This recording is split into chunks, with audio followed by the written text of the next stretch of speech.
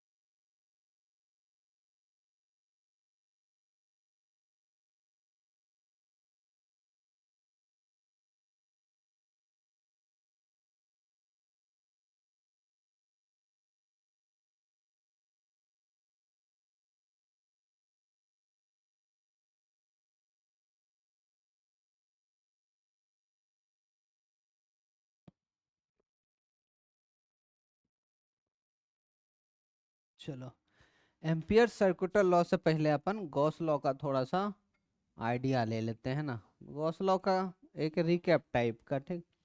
Gauss law simply था क्या, जैसे मान लो कोई चार्ज क्यू है तो इसके कारण हर जगह फील्ड होगा या नहीं होगा? होगा, है कि नहीं, ठीक। फील्ड होगा। एक चार्ज होगा तो उसके कारण भी, दो चार्ज होगा तो इसके कारण भी, है ना।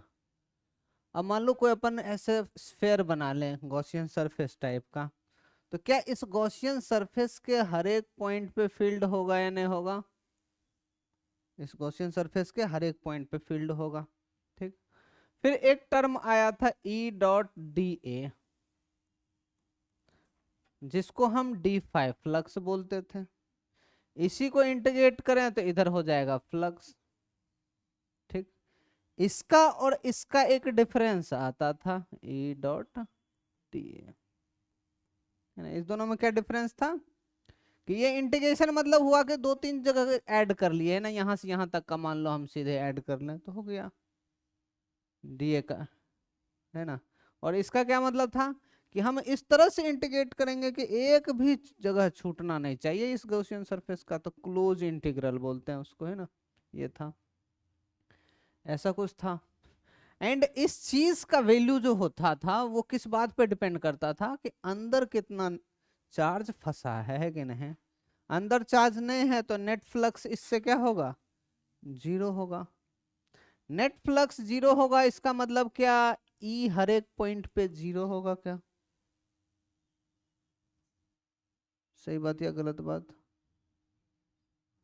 मैं तुम्हें बताऊं तो गॉस लॉ हुआ, Ampere's law, Gauss law specially, जैसे मान लो टीचर डेमो सब भी हो ना, तो गॉस लॉ बड़ा एक वो बड़ा कंसेप्चुअल सा चीजें हैं, मतलब वहां से क्वेश्चन पूछ पूछ के टीचर को टेस्ट किया जाता है ना, वो हुआ। तो उसी तरह से देखो, यदि फ्लक्स यदि जीरो हो गया, एलएचएस जीरो, इसका मतलब आरएचएस जीरो होगा। आरएचएस जीरो मतलब ये नहीं हुआ, ये पूरा हुआ है कि नहीं हुआ? तो इसका मतलब ये बिल्कुल नहीं कि यदि फ्लक्स जीरो है तो हर एक पॉइंट पे इलेक्ट्रिक फील्ड भी जीरो होगा। कूलम्ब्स लॉ से हर जगह निकाल सकते हैं कि क्यू बाय आर स्क्वायर से, है कि नहीं? तो जीरो होना जरूरी नहीं है। तो इसी के सिमिलर यहाँ भी चीजें अभी चलेगा एम्पियर सर्कुलर लॉ में। ठीक। अच्छा, जीरो का क्या लॉजिक है यहाँ? तो जीरो का लॉजिक ये था कि भाई जैसे यहाँ गया तो यहाँ जो फ्लक्स होगा वो क्या होगा, एरिया इधर, इलेक्ट्रिक फील्ड इधर, ऑब्ट्यूज एंगल तो यहाँ होगा नेगेटिव, तो यहाँ क्या होगा, पॉजिटिव होगा। तो एंट्री करते वक्त फील्ड लाइंस जो फ्लक्स बनाएगा वो नेगेटिव, और बाहर निकलते वक्त पॉजिटिव, तो यहाँ नेट फ्लक्स जीरो इस वजह से आ जाता था, है कि नहीं? क्लियर क्या? पर सोचो यदि अंदर रखा रहेगा तो क्या होगा, सिर्फ और सिर्फ निकलेगा, निकलेगा मतलब फ्लक्स पॉजिटिव होता जाएगा, नेगेटिव होगा कहीं क्या, नहीं होगा, है ना? तो इस वजह से इनसाइड चार्ज पे डिपेंड करता था, आउटसाइड वाले पे क्यों नहीं करता था, क्योंकि वो सरफेस को दो बार कट करता था, दो बार कट करने में एक जगह नेगेटिव एक जगह पॉजिटिव, नेट जीरो आ जाता था, है कि नहीं? ठीक। चलो हेडिंग डालेंगे एम्पियर सर्कुलर लॉ।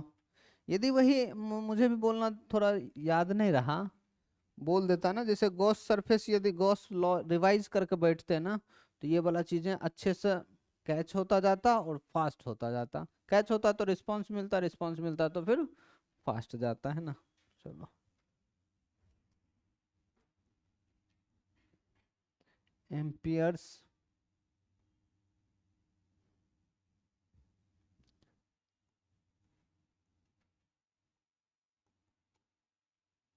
सर्कुटल लॉ, और सर्किट लॉ भी बोलते हैं।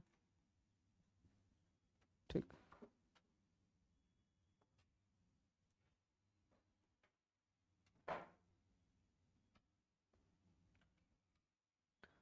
चलो इसकी अपन बात करें, जैसे मान लो यहाँ करंट इधर है, टू इनफाइनाइट करंट है ना, इनफाइनाइट करंट कैरिंग कंडक्टर है, 2 एम्पियर, 2 I मान लो करंट फ्लो हो रहा है ना।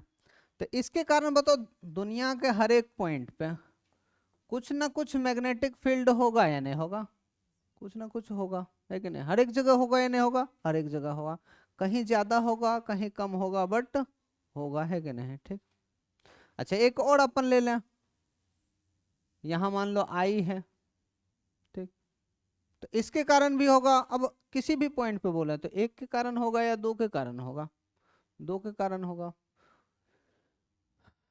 यहाँ मान लेते हैं कि तीसरा है I3 है, ये I1 बराबर है, ये I2 बराबर है, और ये I3 बराबर मान लेते हैं कितना, 4I, या फिर से I है, ये माइनस I हो जाएगा और ये प्लस हो जाएगा। सबके कारण हर एक पॉइंट पे मैग्नेटिक फील्ड कुछ ना कुछ होगा या नहीं होगा? होगा, है कि नहीं? ठीक, ये बात हुआ। तो ये लॉ क्या कहता है बच्चे? लॉ कहता है कि यदि तुम इसके चारों ओर कहीं भी किसी भी पॉइंट से कनेक्ट करके, जैसे मान लो हम ये वाला एक लूप बना लिए, लूप एक तरह से पूरी तरह से पैक होना चाहिए, पूरी तरह से क्लोज होना चाहिए, है ना, ये लूप। अब इस लूप पे हर एक पॉइंट पे मैग्नेटिक फील्ड होगा या नहीं होगा? होगा। किसके कारण होगा?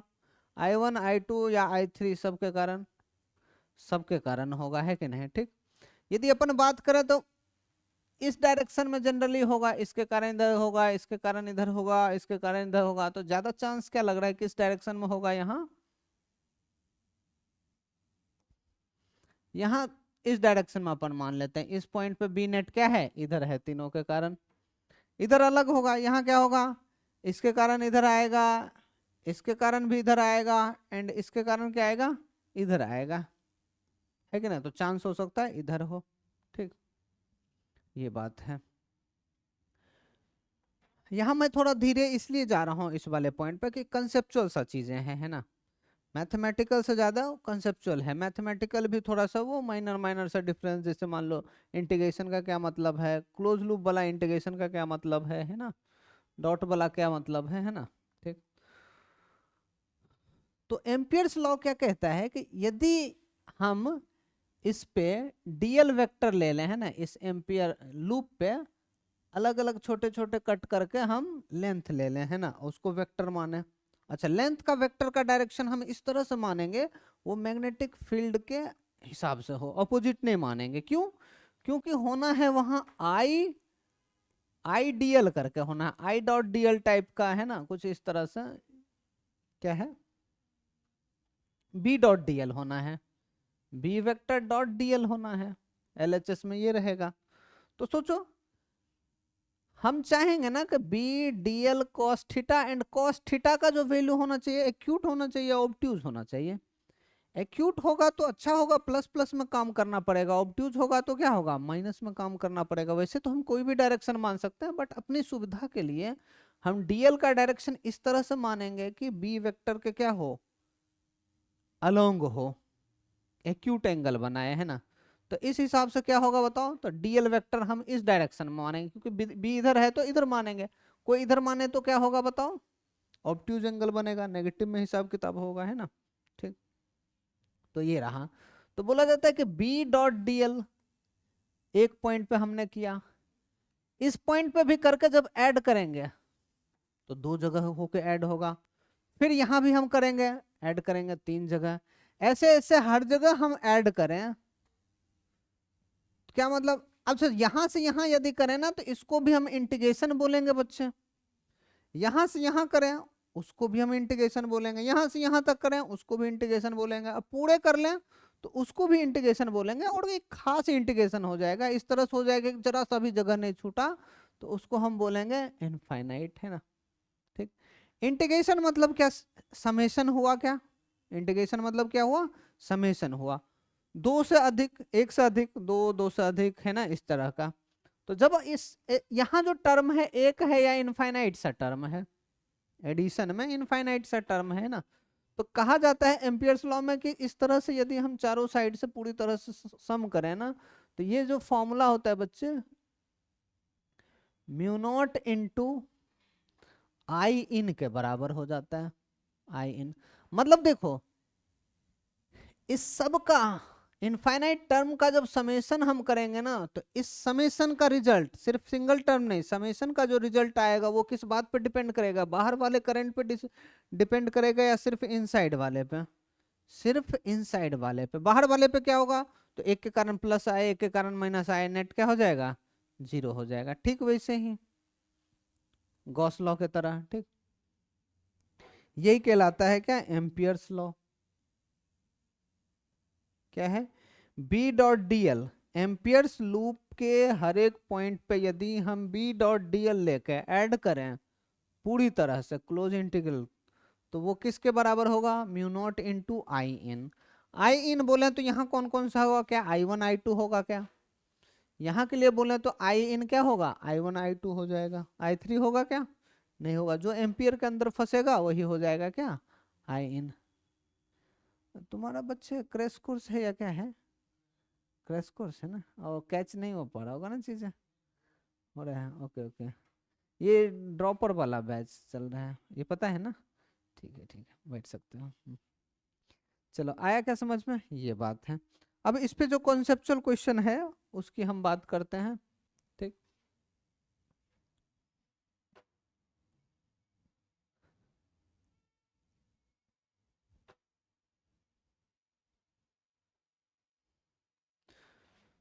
क्वेश्चन ये है कि इसमें करंट फ्लो ऐसे हो रहा है, हमने एम्पियर लूप यहाँ बना लिया, ये क्या है, एम्पियर्स लूप, ठीक। करंट ऐसे फ्लो हो रहा था, आई इन जीरो होगा या नॉन जीरो होगा, आई इन जीरो होगा या नॉन जीरो होगा, लूप के अंदर कोई करंट है क्या, नहीं है, तो जीरो हो जाएगा, है ना।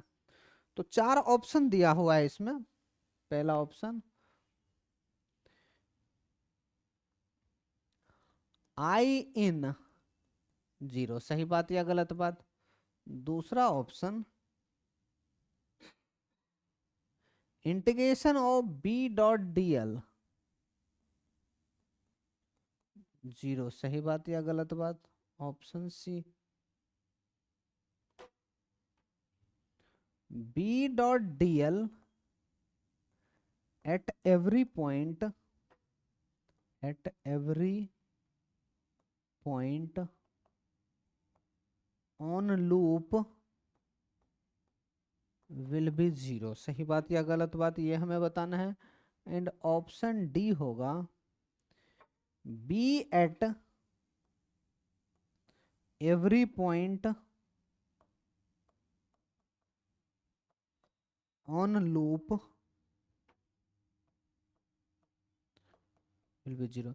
यदि हम ऑप्शन डी से सोचना करें, यहां से यहाँ यहाँ यहाँ ऐसा ए बनाए बी सी डी, तो थोड़ा सा शायद टफ हो जाए क्वेश्चन, और है ना। चलो ट्राई करेंगे इसको।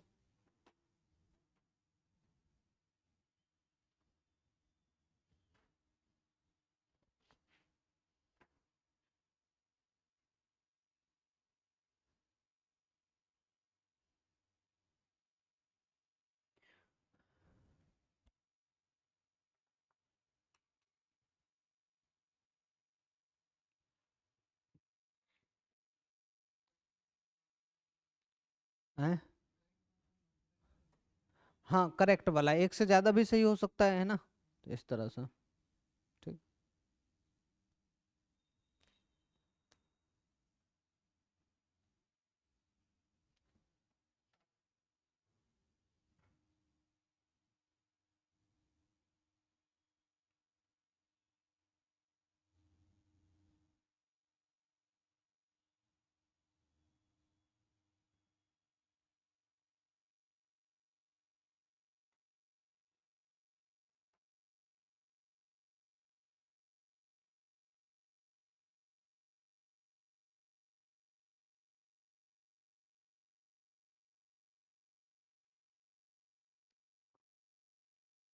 चारों ऑप्शन को अच्छे से पढ़ेंगे, अच्छे से मतलब समझेंगे।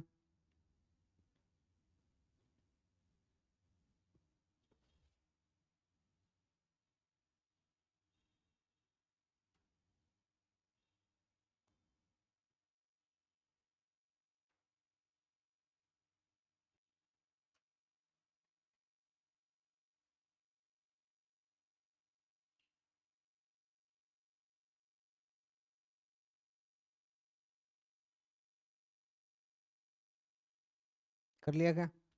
पहला ऑप्शन सही या गलत? आई इन क्या होगा, 0 होगा, सही बात। दूसरा ऑप्शन है ना, यदि आई एन 0 तो ये वाला पार्ट 0 हो जाएगा, आर एच एस 0 तो एल एच एस भी क्या होगा, 0 हो जाएगा। तीसरा वाला सही या गलत?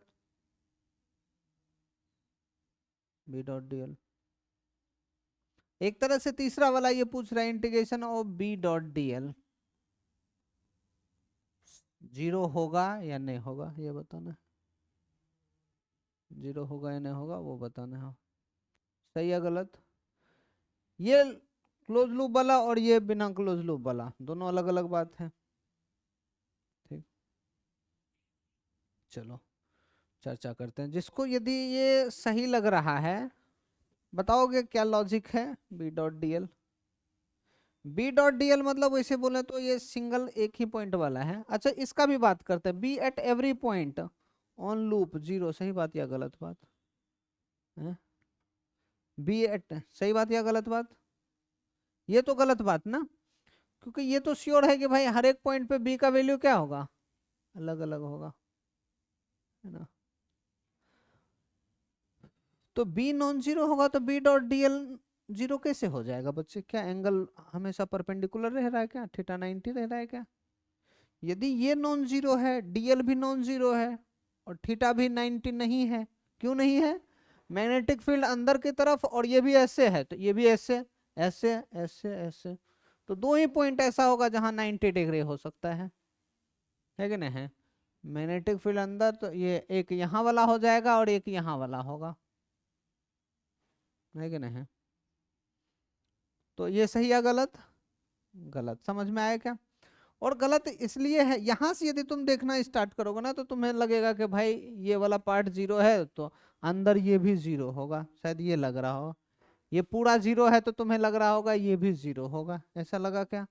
बट एक्चुअल में सच्चाई क्या है कि ये ऐसा ऐसा एक टर्म है इसमें या इनफाइनाइट सा है? इनफाइनाइट सा है। तो ये जीरो कैसे हुआ?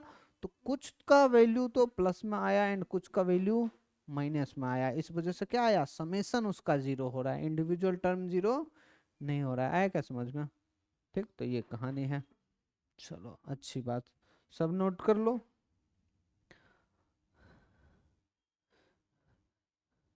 अब देखो बात क्या है कि यहाँ एम्पियर्स लॉ वैलिड होगा या नहीं होगा? होगा, वैलिड है ना। बट क्या होगा कि यहाँ कैलकुलेशन इतना गंदा होगा, इतना गंदा होगा कि हमारे लिए कैलकुलेट करना इम्पॉसिबल होगा। इंटीग्रेशन कैसे? तुम सोचो, यदि थोड़ा इंटीग्रेशन पता हो तो हम सिमेट्री चीजों के लिए इंटीग्रेशन करते हैं। यहाँ से मैग्नेटिक फील्ड इधर लग रहा है, डीएल इधर है, कहाँ से इंटीग्रेशन, इतने इंटीग्रेशन क्या होगा, बड़ी मुश्किल सा पड़ेगा, है कि नहीं? तो इसका अप्लाई तो कर सकते हैं बट इसका मैथ्स इतना टफ बनेगा कि हमारे लिए वो सॉल्व करना पॉसिबल नहीं होगा, है कि नहीं? तो एम्पियर्स लॉ जब भी लगाएंगे, लगाएंगे किसके लिए? सिमेट्रिक सिस्टम के लिए। जैसे ऐसा होता तो हम इसको कैलकुलेट कर लेते हैं आसानी से, है कि नहीं? क्लियर क्या? गॉस लॉ में भी यही हिसाब किताब है। उधर भी क्या है कि भाई applicable everywhere but used only for symmetry system, है कि नहीं? ठीक, तो चाहे तो नोट डाल कर लिख सकते हैं, valid everywhere but applicable for symmetric system only, है ना। अब इसके एप्लीकेशन की बात करेंगे। यहाँ एक बात है कि डीएल का डायरेक्शन, हमने बोला डीएल का डायरेक्शन हम कैसे मानेंगे? इस तरह से मानेंगे कि मैग्नेटिक फील्ड के डायरेक्शन में जाए या एक्यूट एंगल बनाते हुए जाए, है ना। तो इसी चीज को अभी हम लिखेंगे इस एप्लीकेशन के अंदर। तो अभी हेडिंग डालना just application of Ampere's law. याद होगा गॉस लॉ का एप्लीकेशन में अपन बहुत सारे चीजें करते थे, ये स्ट्रेट लाइन के कारण, तो hollow cylinder, hollow sphere, solid sphere, तो वैसा ही चीजें क्या होगा इधर भी होने वाला है। ठीक,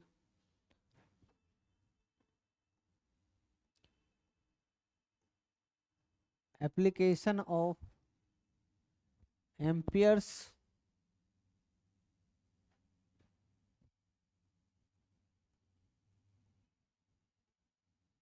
लॉ, एम्पियर्स लॉ का एप्लीकेशन की हम बात करें।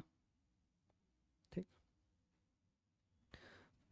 तो इसका जो अपन आगे चल के मैग्नेटिक फील्ड इस मेथड से निकालेंगे उसका स्टेप्स लिख लेंगे। स्टेप 1 होगा अपना एम्पियर्स लॉ अप्लाई करने के लिए क्या हम क्लोज लूप बनाएंगे क्या? जैसे मान लो कि इसके कारण हमें इस पॉइंट पे चाहिए क्या, फील्ड चाहिए। तो ऑब्वियस सी बात है, हमें बायोट सावर्ट लॉ से निकालना आता है, बट दूसरा एम्पियर लॉ से निकालें तो हम इस तरह से लूप बनाएंगे कि जो कि इसी पॉइंट से पास हुए, है कि नहीं? और वो लूप कैसा होना चाहिए? सिमेट्री सा होना चाहिए, ना होना चाहिए? सिमेट्री सा होना चाहिए, है ना। ठीक, तो पहला लिखेंगे स्टेप क्या होगा, make symmetric close loop which passing through point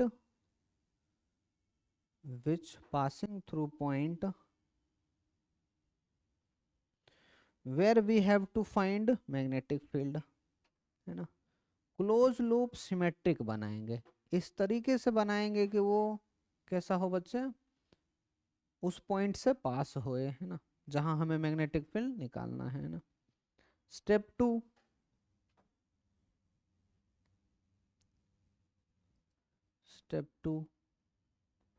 है ना, एग्जाम्पल के तौर पे ये ऐसे बैकग्राउंड में इसको समझने के लिए, यहाँ चाहिए तो हम यहाँ से निकाल बनाएंगे, यहाँ फील्ड चाहिए तो हम ऐसे लूप बनाएंगे। सिमेट्री है या नहीं है, इसको ड्रॉ नहीं करेंगे, या कर भी लिए तो दिक्कत नहीं है, इसको फिर से लिखेंगे भी, है ना। स्टेप 2, अब स्टेप 2 क्या होगा, उस पॉइंट पे अपन मैग्नेटिक फील्ड निकालने की कोशिश करेंगे बच्चे। स्टेप 2 क्या होगा, इस पॉइंट पे मैग्नेटिक फील्ड निकालने की कोशिश करेंगे इनसाइड करंट के कारण। तो इनसाइड करंट के कारण क्या इधर होगा मैग्नेटिक फील्ड, क्या अंदर की तरफ होगा या नहीं होगा।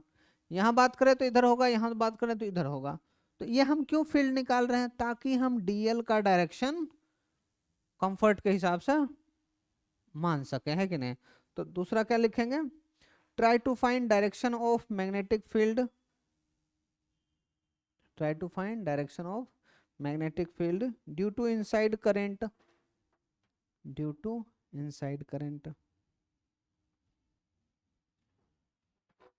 ठीक, अगला step 3,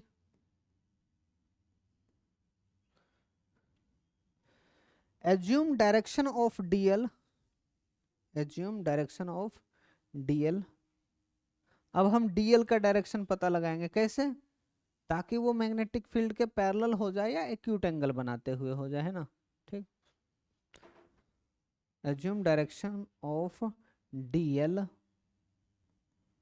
parallel to B vector, है ना, मैग्नेटिक फील्ड के पैरेलल, समझ में आ जाएगा ना। ठीक, एंड स्टेप 4 क्या हो जाएगा बच्चे, अपन वो लगा लेंगे ampere's law, integration of B dot dl अब करेंगे बराबर mu naught into I in, and B const, B हर जगह सेम हो तो उसको इंटीग्रेशन से बाहर लेंगे, ऐसा कोशिश करेंगे, है ना। जैसे मान लो ये अपन ये लूप जो बनाए, क्या हर जगह बी का वैल्यू सेम आना है या नहीं आना है, सेम आना है। तो जब जो चीजें सेम हो, क्या वो इंटीग्रेशन के अंदर कांस्टेंट, एक तरह से कांस्टेंट है तो हम बाहर ला सकते हैं। तो ये अप्रोच होगा अपना। ठीक, लिख लिया क्या, चलो इसके अब कई सारे एप्लीकेशन है, उसको अपन लिखना स्टार्ट करते हैं। पहला आएगा due to infinite,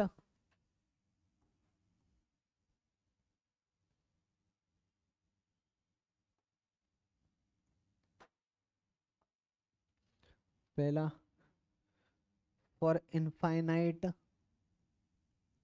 straight wire. ठीक, स्ट्रेट वायर यही था, बट हम इसका टॉप व्यू लेंगे, ये वाला व्यू लेंगे बच्चे, है ना, समझ में आया क्या, ये वाला व्यू लेंगे। ऊपर से देखेंगे तो कैसा दिखेगा, हमें बस एक पॉइंट सा दिखेगा। ठीक, तो वैसा अपन ड्रॉ करेंगे तो ये रहा अपना वो वायर इनफाइनाइट सा। और हमें क्या करना है यहाँ, इसके कारण मान लो कि ये एक पॉइंट P है, ये कौन सा पॉइंट है, P पॉइंट है। और यहाँ हमें क्वेश्चन में पूछा गया कि इस करंट I के कारण इस पॉइंट से कितना मैग्नेटिक फील्ड पास हो रहा है, डायरेक्शन तो ऊपर होगा, है ना, कितना होगा तो वो बताना है। ओके, तो अपन क्या करेंगे, इससे पास होता हुआ क्या बनाएंगे, लूप बनाएंगे।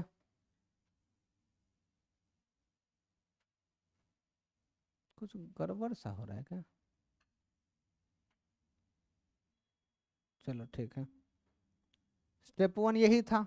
स्टेप 2 क्या है, इसके कारण मैग्नेटिक फील्ड का डायरेक्शन क्या होगा वो बताना है। तो बताओ भाई, इसके कारण क्या इधर होगा, क्या बी वेक्टर इधर होना है, इधर बोले तो इधर हो जाएगा, इधर बोले तो इधर हो जाएगा, और इधर बोले तो इधर हो जाएगा, है कि नहीं है। ये पता चल गया। डीएल का डायरेक्शन अपन कैसे मानेंगे बच्चे, ऐसे करके मानेंगे डीएल वेक्टर।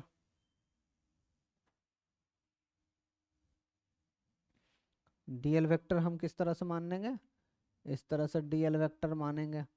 ठीक, तो ये था थर्ड स्टेप। फोर्थ स्टेप क्या है, अप्लाई बी डॉट डीएल बराबर mu naught into I in. ठीक, क्लोज इंटीग्रल। अच्छा, बी डॉट डीएल, क्या दोनों के बीच एंगल 0 होगा, क्या बी वेक्टर और डीएल वेक्टर के बीच का एंगल क्या 0 होगा क्या। तो डॉट प्रोडक्ट को जब फैलाएंगे तो क्या लिखाएगा, बी डीएल कॉस 0 बराबर म्यू नॉट इंटू आई इन का वैल्यू क्या आई है, क्या आई है।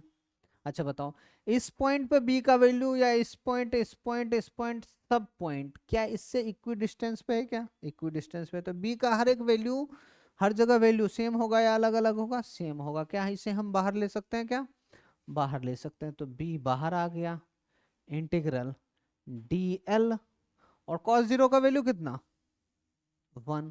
cos जीरो का वैल्यू क्या हो जाएगा बच्चे, 1 हो जाएगा, बराबर म्यू नॉट इंटू आई, अच्छा बी। अब बताओ, अब ये इंटीग्रेशन बी डॉट डीएल का हो रहा है या सिर्फ डीएल का हो रहा है, सिर्फ डीएल का हो रहा है। तो सारे डीएल डीएल डीएल डीएल को इंटीग्रेट करेंगे तो क्या ये पूरा लेंथ आ जाएगा क्या, और पूरा लेंथ कितना 2 pi r, 2 pi small r use करते थे या कैपिटल आर, उसमें उस फॉर्मूले में डी यूज किया था वैसे, तो स्मॉल आर ले लेते हैं यहाँ, रेडियस जो है वो स्मॉल आर है, म्यू नॉट बाय आई। तो मतलब पिछले क्लास में मतलब मैं बात बोल रहा हूँ, तो ये क्या लिखाएगा, mu naught I by 2 pi r, और इसी को के के टर्म में लिखना चाहे तो बताओ, 2 से ऊपर मल्टीप्लाई करेंगे 2 से नीचे, तो म्यू नॉट बाय 4 पाई क्या के हो जाएगा क्या, तो 2 KI/R, जिसको हम पिछले क्लास डी लिख के पढ़े थे कि नहीं, तो ये फॉर्मूला हो जाएगा अपना।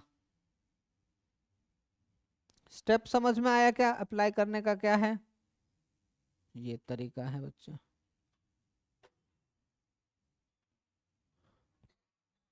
ठीक,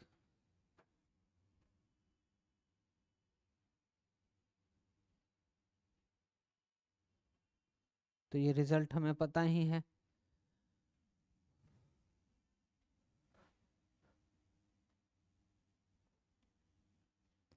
दूसरा अपन, due to hollow cylindrical wire. अब मुझे लग रहा है कि या तो मैं हॉलो वाला एक कर देता हूँ या सॉलिड वाला, तुम दूसरा कर लोगे है कि नहीं, ठीक कर लोगे क्या, तो हॉलो मैं करूँ या तुम करोगे, हैं? दोनों, सॉलिड वाला मैं कर देता हूँ, हॉलो वाला तुम कर लेना, क्योंकि सॉलिड में इनसाइड भी कुछ आएगा तो उसका काम एक्स्ट्रा आएगा, ठीक। ठीक, तो एक तुम करोगे, यहाँ जगह छोड़ दोगे, कितना छोड़ोगे, तो सॉलिड वाला कर लेते हैं, हॉलो वाला तुम्हारे लिए उसके बाद ही सीक्वेंस में लिख लेंगे, है ना। इधर लिख लिया क्या इतना तक, तो अगले पेज पे चले, चलो फिर।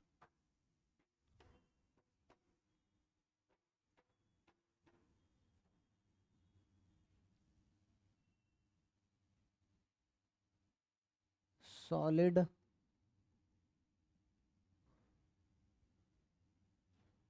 वायर, वायर बोले तो सिलेंड्रिकल वायर होगा, है ना।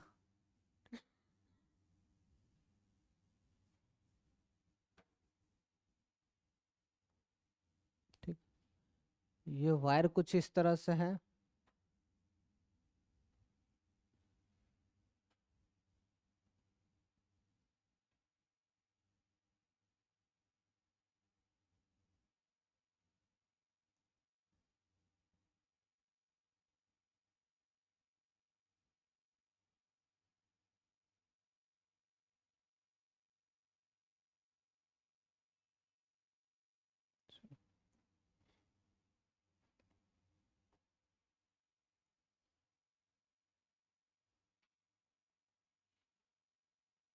अब हमें इसमें क्या होगा कि पूछ सकता है कि भाई यहाँ का बताओ या इनसाइड का बताओ, मैग्नेटिक फील्ड क्या होगा, है कि नहीं। तो अपन पहला करते हैं इनसाइड के लिए, कौन सा कलर ले, first, r is less than capital are, यहाँ कैपिटल आर क्या होगा, ठीक, ये समझ रहे हो ना कैसा है, पाइप से है, दोनों जगह वैसे कायदे से होना चाहिए ऐसे, ठीक, चलो। तो इसके लिए बात करें तो ये क्या होगा, इनसाइड पॉइंट,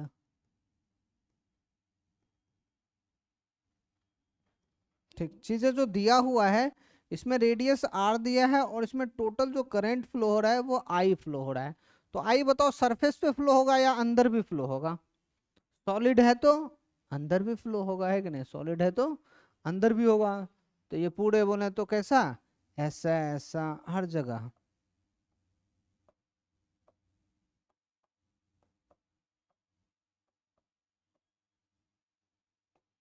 ठीक, तो इस तरह से फ्लो होगा। ठीक, अब बात करें हम इनसाइड पॉइंट पे, तो यहां देखो ये पॉइंट है, तो ऑब्वियस सी बात है हमें यहाँ क्या करना है, गॉसियन सरफेस इस तरह से बनाना है, सॉरी एम्पियर्स लूप इस तरह से बनाना है कि वो कहाँ से पास हो, इस पॉइंट से पास हो एंड सिमेट्रिक हो। दिख रहा है क्या? ठीक, दिख रहा है। चलो, तो पहला हो गया कि भाई पहला स्टेप क्लियर कि हमने एम्पियर लूप बना लिया। दूसरा स्टेप है यहाँ फील्ड का डायरेक्शन क्या होगा, क्या अंदर की तरफ होगा, क्या अंदर की तरफ होगा, तो दूसरा स्टेप क्लियर। तीसरा स्टेप था कि डीएल भी हम इसी हिसाब से मानेंगे, है ना, तीसरा स्टेप भी क्लियर। चौथा स्टेप क्या था, B dot dl, integration of B vector dot dl vector लगाएंगे, क्लोज इंटीग्रल बराबर mu naught into I in. ठीक, अच्छा ये जो डिस्टेंस था ना, ये क्वेश्चन में पूछ रहा है कि भाई स्मॉल आर डिस्टेंस पे हमें बताना है, कहाँ बताना है, स्मॉल आर डिस्टेंस पे। ठीक, तो कैपिटल आर तो हो गया उसका सिलेंडर का रेडियस, वायर का रेडियस, और स्मॉल आर क्या है, पॉइंट का डिस्टेंस फ्रॉम सेंटर, है ना, क्लियर। ठीक, तो ये दे रखा है।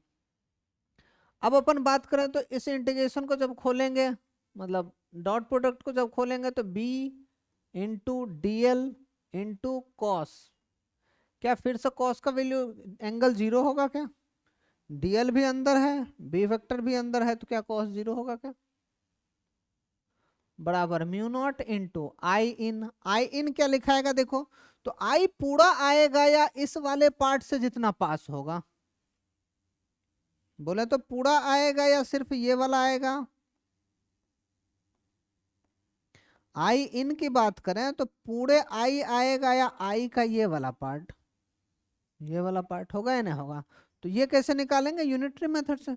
चूंकि पायर स्क्वायर में करंट आई फ्लो हो रहा है, तो इस वाले पायर स्क्वायर में कितना होगा, है कि नहीं। ठीक, तो आई इन क्या लिखाएगा, इसमें करंट कितना, तो I by two pi r square into, sorry two pi r square या pi r square, pi r square into pi r square. आया क्या समझ में, इतना होगा, पल्ले पड़ा या नहीं पड़ा, फिर से, चूंकि टू पाई आर स्क्वायर में 10 एम्पियर फ्लो हो रहा है, तो इसलिए स्मॉल पाई स्क्वायर में कितना होगा, 10 by two pi r square into, समझ रहे हो ना, इस तरह का unitary method. Pi r square में आई, तो एक में कितना I by pi r square into छोटे वाले में कितना हो तो मल्टीप्लाई कर देंगे, बिल्कुल यूनिटरी मेथड है। तो ये क्या लिखाएगा बताओ, आई बाय पाई, पाई चाहे तो वहां भी कट कर सकते हैं, या लिखने का लिख सकते हो pi r square into pi r square. ठीक, अब बताओ क्या इस कौन सा ग्रे कलर होगा ना, ग्रे वाले हर एक पॉइंट पे मैग्नेटिक फील्ड सेम का वैल्यू सेम होगा, डायरेक्शन अलग होगा बट वैल्यू सेम होगा, है कि नहीं, क्यों, सिमेट्रिक सा है। तो क्या होगा, अपन बी को बाहर लिख सकते हैं क्या, बी को बाहर लिख लेंगे, डीएल डीएल ही रह जाएगा, कॉस जीरो का वैल्यू क्या वन होगा, क्या वन होगा, पाई से पाई कट जाएगा, क्या कट जाएगा, mu naught into r square by r square. अच्छा, बी इंटू डीएल का वैल्यू बताओ क्या लिखाएगा, जब सारे इंटीग्रेट होगा ये ग्रे वाला, सब छोटे छोटे लेंथ को ऐड करेंगे, तो टू पाई स्मॉल आर होगा या नहीं होगा, तो टू पाई स्मॉल आर बराबर क्या लिखाएगा बताओ, mu naught pi r square by r square. क्या एक आर इसको काट देगा, क्या काट देगा, तो रिजल्ट यहां से क्या आ जाएगा बच्चे, बी इनसाइड बराबर, बी इनसाइड बराबर म्यू नॉट, अच्छा आई छूट गया क्या रे, आई ये वाला छूट गया लग रहा है ना, mu naught I by r square into एक आर, कुछ गड़बड़ हो रहा है क्या, mu naught by two pi r by I r by r square, सही लिखा क्या, mu naught I r by two pi r square, तो ये अपना हो जाएगा क्या रिजल्ट, कहीं कैलकुलेशन मिस्टेक नहीं किया होगा तो यही होगा। ठीक, देखते हैं क्या है।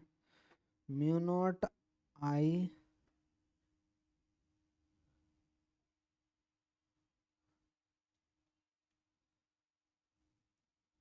सही है। अच्छा, आई बाय पायर स्क्वायर को जे बोलते हैं करंट डेंसिटी, पता है क्या? तो उसके टर्म में भी लिख सकते हैं, बी इनसाइड बराबर म्यू नॉट जे आर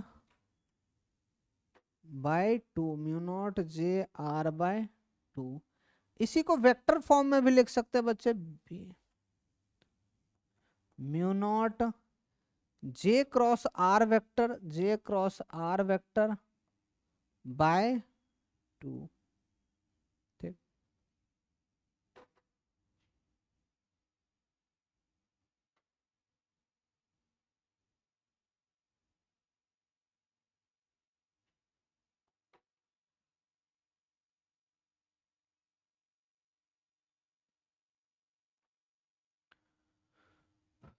कोई डाउट? चलो बहुत बढ़िया। तो ये हुआ इनसाइड। जब तुम खुद से करोगे इनसाइड तो यहाँ हॉलो होगा, तो अंदर करंट कितना होगा? क्या जीरो होगा क्या? हॉलो पाइप सा होगा तो पाइप के अंदर करंट कितना? कुछ मटेरियल ही नहीं, तो हवा में तो करंट नहीं फ्लो होगा ना, हवा में तो जीरो हो जाएगा, है ना। तो ये तुम्हें डिफरेंस आएगा, उसका आंसर आएगा क्या? जीरो। ठीक, अब हम करेंगे आउटसाइड वाला।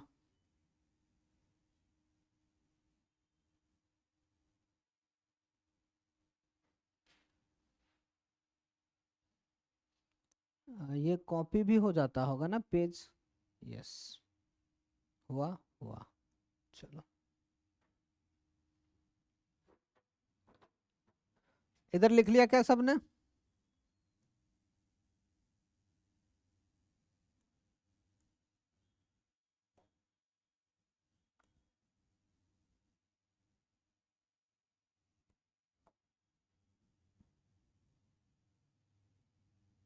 ओह, फिर आ गया।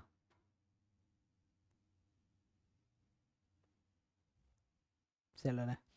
अब बात हो रहा है कि अब आउटसाइड पॉइंट के लिए सबने लिख लिया क्या? ये हो गया कैपिटल आर रेडियस, और ये हो गया स्मॉल आर। ठीक,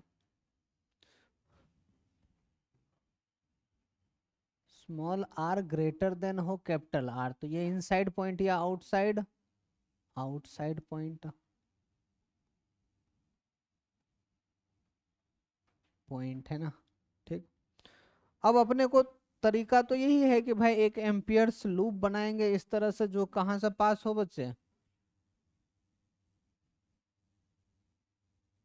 कहाँ से पास हो? उस पॉइंट से पास हो जहां हमें फील्ड चाहिए। तो ये हो गया वो एम्पियर लूप। कौन सा स्टेप वन हुआ ये। फिर यहाँ मैग्नेटिक फील्ड की बात करें तो वो इनसाइड होगा। मैं इनसाइड थोड़ा ऐसे ड्रॉ कर रहा हूँ, समझ जाना, मतलब कायदे से होना चाहिए ऐसे, बट क्या समझाना चाह रहा हूँ, फिर डीएल पता ही नहीं चलेगा ना वैसे में। तो हम थोड़ा ऐसे, बी वेक्टर होगा तो डीएल वेक्टर भी अपन कैसे मानेंगे? ऐसे ही डीएल वेक्टर मानेंगे। बी डॉट डीएल बराबर, फिर फॉर्मूला लिखेंगे, है ना। फिर उसके बाद क्या होगा? तो चूंकि हर जगह बी का वैल्यू क्या होना है, फिर ये मैंने उसको ब्रेक कर दिया है। आई इन क्या होगा इसका? तो जो भी करंट है क्या पूरा का पूरा आई इन ही होगा या नहीं होगा? आई इन होगा। फिर क्या कहानी है? बी बाहर आ जाएगा, डीएल रह जाएगा बराबर म्यू नॉट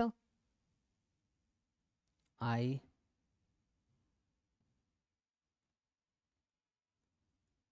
ठीक, ये हो जाएगा। फिर उसके बाद क्या होना है बच्चे? डीएल का इंटीग्रेशन फिर से आ जाएगा B into two pi small r बराबर कितना? म्यू नॉट इंटू आई।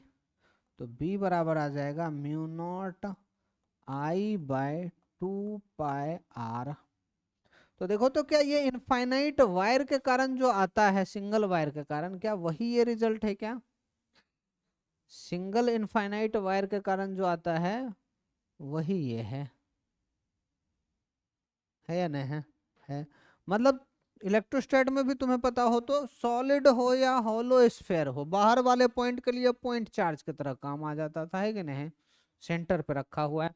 उसी तरह से हॉलो पाइप हो या सॉलिड पाइप हो, बाहर वाले पॉइंट के लिए तो वो सिंगल वायर है जो कहाँ रखा है, अपने एक्सिस पे रखा हुआ है। ठीक, ये बात है, इसको हमें जरूरत नहीं है।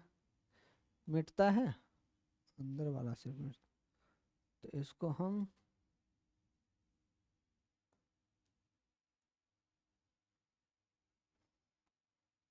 चलो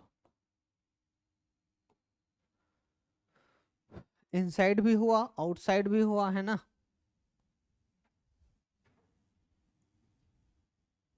अब इस पे हम ग्राफ की बात कर लेते हैं।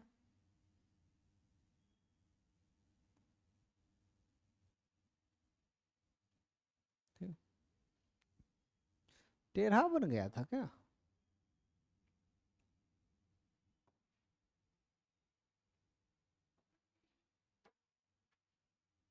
इसी के नीचे जगह हो तो इस तरह से बना लेना।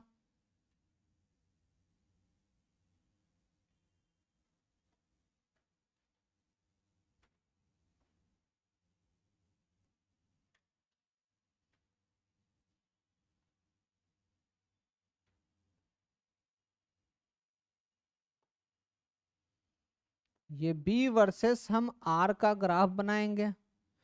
ये हुआ 0 0 वाला, और ये आर इक्वल्स टू क्या, कैपिटल आर है क्या, और ये r equals to minus capital r. ठीक, यहां से यहां क्या इनसाइड पॉइंट होगा क्या, देखो तो यहां से यहां इनसाइड पॉइंट होगा, एंड उसके बाहर क्या होगा, आउटसाइड पॉइंट होगा। ठीक,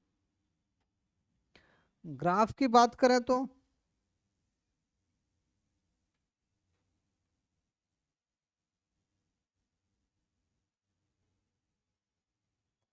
ग्राफ कैसा प्लॉट होगा बताओ। इनसाइड जो फॉर्मूला था वो कैसा था, प्रोपोर्शनल टू आर था क्या, स्ट्रेट लाइन लिनियर जाएगा। तो इनसाइड जो फॉर्मूला ग्राफ बनेगा वो ऐसा स्ट्रेट लाइन बनेगा। ठीक, और बाहर वाले के लिए कौन सा formula, inversely proportional to r, rectangular hyperbola हो जाएगा। ठीक, ऐसा होगा या नहीं होगा, कोई डाउट? बाहर वाले के लिए क्या ये फॉर्मूला लगेगा क्या? हाँ, इधर बात करें तो इधर कौन सा फॉर्मूला लगेगा, mu naught I by 2 pi r, या 2 के आई बाय आर। और इनसाइड के लिए इधर कौन सा फॉर्मूला लगेगा, mu naught J r by 2 था क्या, mu naught J r by 2 था, है कि नहीं। तो डायरेक्टली प्रोपोर्शनल वाला, आउटसाइड एंड इनसाइड दोनों हो गया। ठीक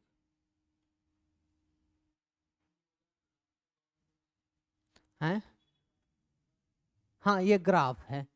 तो क्या है कि यदि यहाँ जगह हो तो इसी के नीचे कर लोगे तो क्या होगा, पता चलेगा कि ये एक्सिस वाला पॉइंट है और ये वाला बाउंड्री वाला पॉइंट है ना। जगह ना हो तो बाहर बना लेंगे, यहाँ लिखा तो है r equals to capital r, मतलब ये बाउंड्री वाला, ये बाउंड्री वाला, है ना। एक साइड का हम प्लस मानेंगे तो दूसरे साइड का माइनस मानेंगे, है कि नहीं, क्योंकि एक साइड आउटवर्ड है तो दूसरे साइड इनवर्ड हो जाएगा।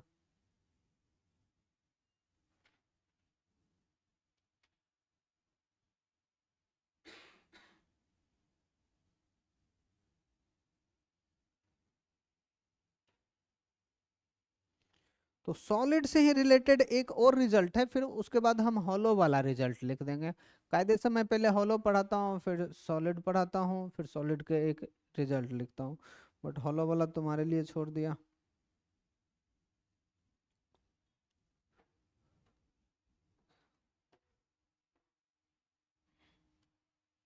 तुम्हें याद हो इलेक्ट्रोस्टैट में यदि चार्ज वाला यूनिफॉर्मली चार्ज है ना, नॉन नॉन कंडक्टिंग वाला, और बीच में एक कैविटी हो जाए कहीं, है ना, तो कैविटी में जो इलेक्ट्रिक फील्ड होता था कांस्टेंट या वेरिएबल,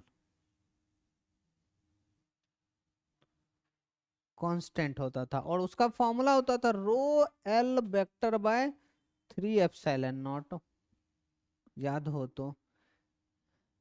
सॉलिड वाले के अंदर का जो फॉर्मूला इलेक्ट्रिक फील्ड का आता था वो आता था ρr/3 एप्सिलॉन नॉट, मतलब आर रेडियस, नहीं आर रेडियस नहीं, वो पॉइंट का आर कितना डिस्टेंस है वो था।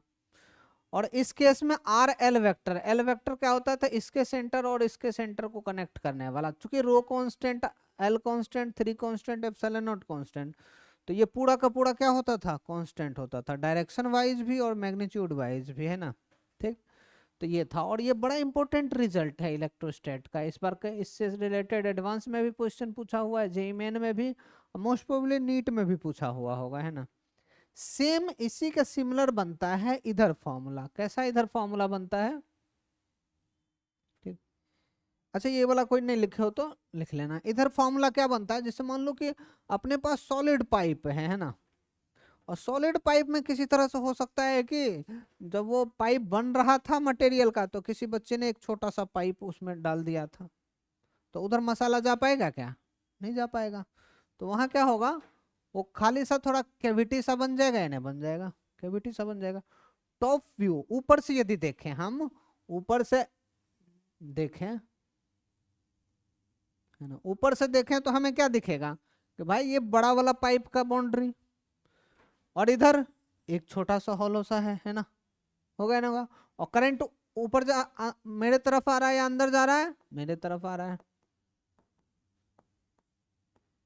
तुम समझ रहे हो क्या, बीच में खाली सा रह जाएगा तो ये क्या कहलाएगा, कैविटी वाला पाइप, उस टाइप का बन जाएगा, है कि नहीं। स्फेयर है क्या, नहीं है, सिलेंडर है, सिलेंडर में भी कैविटी वाला। सिचुएशन समझ में आया या नहीं आया, आ गया ना। नहीं तो रहता है बोतल वोटल, उसके थ्रू समझा सकता हूँ चीजें, हैं समझ में आ गया होगा मेरे ख्याल से, ठीक।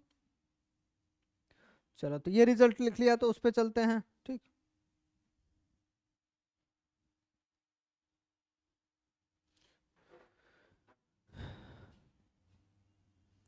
Infinite solid wire with cavity, with, तो हम किसकी बात कर रहे हैं, टॉप व्यू की बात कर रहे हैं, टीवी मतलब टॉप व्यू।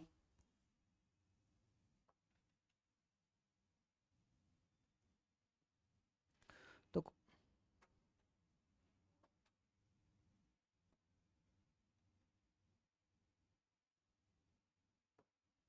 चलो, ये मान लो बड़ा सा वो पाइप था, और इसके अंदर एक कैविटी जो आ गया, वो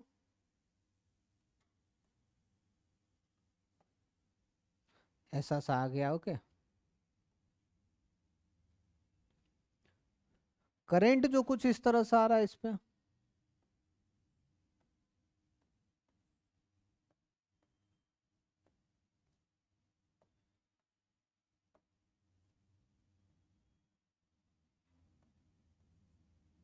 इस तरह से, तो बाहर इधर वाले में नहीं है करंट, है ना। और सेंटर से इसका जो डिस्टेंस है वो एल है, क्या है, स्मॉल एल, ठीक।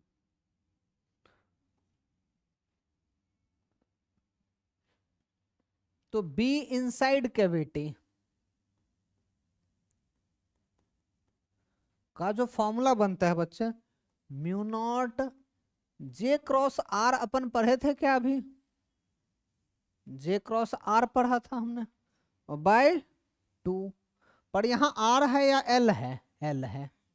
पॉइंट चाहे वो कोई भी हो बच्चे, पॉइंट हमसे यहाँ पूछ ले या यहाँ पूछ ले, यहाँ पूछ ले, यहाँ पूछ ले, कहीं भी पूछ ले, हम जो लेंगे वो डिस्टेंस लेंगे या एल वेक्टर लेंगे, एल वेक्टर, है कि नहीं। तो कांस्टेंट होगा, यानी एल वेक्टर क्या है, दोनों के सेंटर के बीच का डिस्टेंस है, जो कि कांस्टेंट होना है। तो अंदर किसी भी पॉइंट पे बोले कांस्टेंट या वेरिएबल, कांस्टेंट होगा, है ना। तो ध्यान रह जाना चाहिए ये,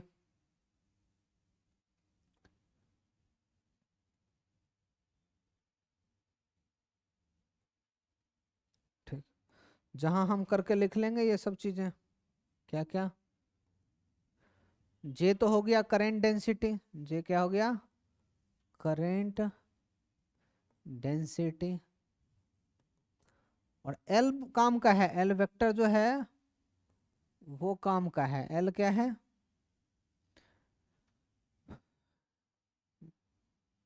distance between centre of both. अब सोचो, अपने से क्वेश्चन ये भी पूछ सकता है कि भाई ये रहा करंट बस इतने से पार्ट में है, करंट कितना है? इतने से पार्ट में है। तो अंदर बताओ किसी भी पॉइंट पे, एक तो एम्पियर्स लॉ के मदद से वो भी जीरो होगा लूप बनाकर, दूसरा ये भी सेंटर से सेंटर के बीच का डिस्टेंस जीरो, तो इस रिजल्ट से भी जीरो है कि नहीं? पल्ले पड़ा क्या? ठीक। तो ये बात लिखना चाहो तो लिख भी सकते हो, कोई बड़ी बात नहीं। तो ये रिजल्ट भी हमें पता होना चाहिए।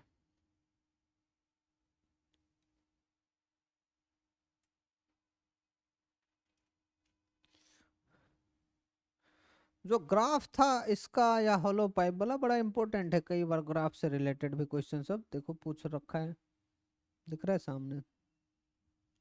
आगे बढ़े। अब अपन हॉलो पाइप का लेंगे, है ना।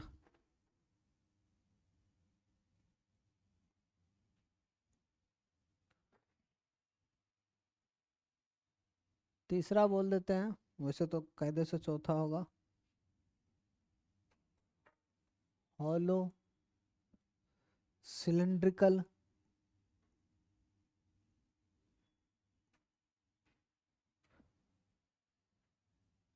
Infinite wire.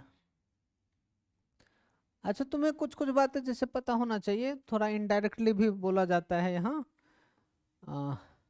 स्फेयर बोले तो सॉलिड या हॉले हॉलो? स्फेयर बोले तो सॉलिड, सेल बोले तो हॉलो मानेंगे, है ना। सिलेंडर बोले तो सॉलिड, पाइप बोल दे तो हॉलो बोलेंगे, है ना। पाइप और सिलेंडर बोले तो सॉलिड मान के, जनरली ऐसा होना चाहिए, है ना। बाकी बुक में थोड़ा देखेंगे, क्या प्रैक्टिस वैक्टिस में थोड़ा देखेंगे किसको क्या माना है कि नहीं, इन जनरल यही। तो हॉलो सिलेंडर बोल दिया तो मतलब हो गया पाइप, सिर्फ सिलेंडर बोलता तो चांस था सॉलिड का भी, है कि नहीं, और ज्यादा चांस होगा सॉलिड का ही। ओके। कई बार होता है हमें रिजल्ट के हिसाब से भी सोचना पड़ता है, सिर्फ स्फेयर बोल दिया और रिजल्ट में थोड़ा उस तरह से इनसाइड इलेक्ट्रिक फील्ड होना चाहिए जीरो, बट नहीं बोला है जीरो, मतलब सॉलिड है कि नहीं। ठीक।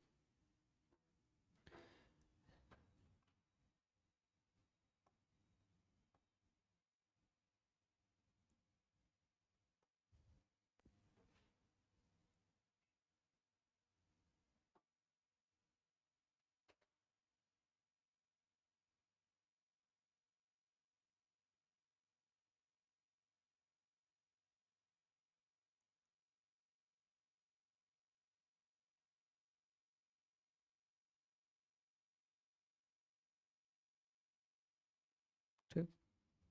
तो मैं रिजल्ट सिर्फ लिख रहा हूँ।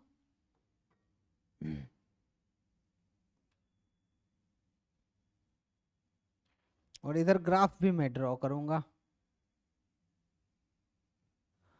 आर यदि लेस देन कैपिटल आर हो, आर मतलब पॉइंट का डिस्टेंस रेडियस से कम हो, तो क्या होगा? Inside point.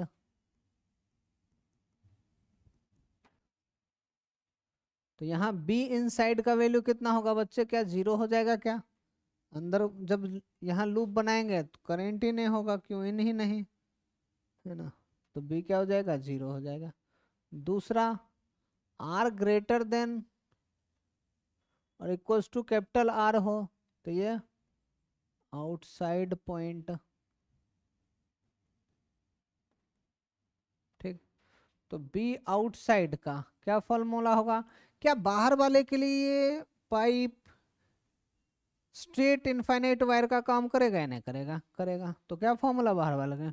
Mu naught I bye क्या था, 2 पाई आर, क्या 2 पाई आर, या इसको बोले 2 k I by are, 2 k I bye D करके जो पढ़े थे हमने।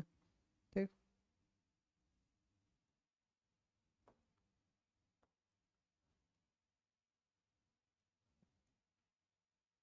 ठीक। ग्राफ की यदि हम बात करें,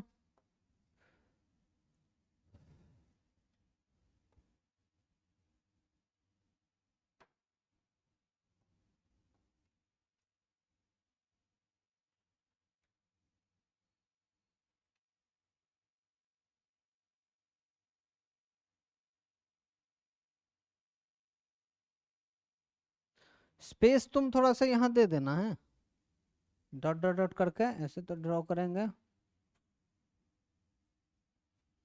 किसके किसके versus, magnetic field versus r का हम ग्राफ प्लॉट करेंगे। इनसाइड क्या होना है, क्या जीरो होना है क्या, यहाँ r is greater than, r is equals to capital are, यहाँ r is equals to minus capital r. तो यहाँ से यहाँ क्या बताओ, इनसाइड पॉइंट होगा या नहीं होगा, ये होगा इनसाइड पॉइंट। इनसाइड में जीरो या नॉन जीरो, जीरो। आउटसाइड में डिक्रीजिंग वाला है कि नहीं, तो वो क्या कुछ इस तरह से हो जाएगा।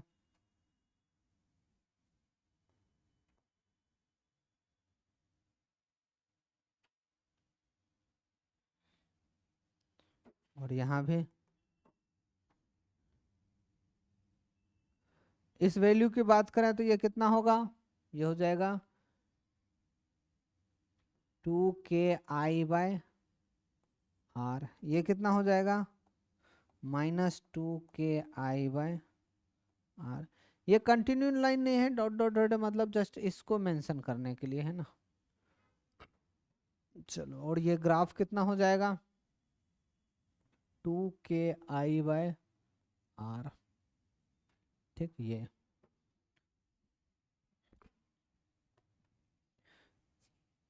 19 में एक क्वेश्चन शायद पूछा हुआ है।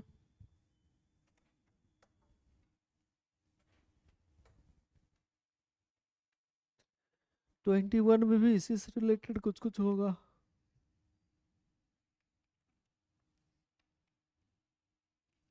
जेई में भी सब कई बार पूछा हुआ है, तो ध्यान से। चलो करें क्या, और कुछ है क्या।